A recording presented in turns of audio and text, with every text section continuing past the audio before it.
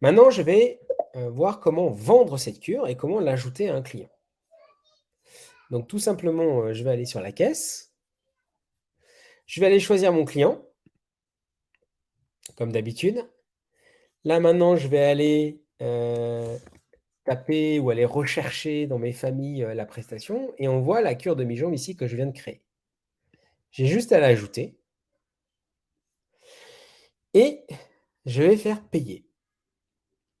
Ce qui se passe, c'est que souvent, j'aurais pu prendre un montant plus élevé. Les cures sont souvent des montants un peu plus élevés, comme on voit ici 3/4 jambe 300, cure test 340, 2240 ici. Et donc le client va payer en plusieurs fois. Et donc là, on a 2 solutions. La première, c'est d'utiliser ce qu'on appelle le crédit, hein, l'encours client. On va dire que notre client nous doit de l'argent ou alors, les échéanciers de paiement. On va commencer par le premier, l'utilisation du compte client. Donc là, je vais dire: «Mon client, sur ses 100, il me règle 20 en CB».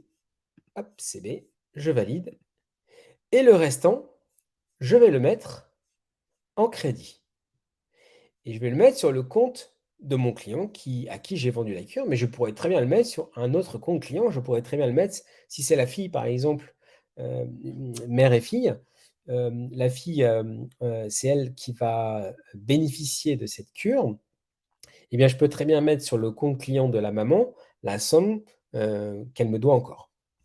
Donc je vais mettre ces 80 € en crédit sur ce client-là. Une fois que mon ticket ici est équilibré, hein, j'ai un reste à payer à 0, je peux faire payer. Là, la cure, ça y est, elle est mise sur le client. Si je vais voir mon client, c'était le 3e ici, je peux le voir à partir de l'encaissement aussi, hein, j'ai normalement ici, tout en bas, dans la partie abonnement cure, eh bien je vois que, il a un abonnement en cours.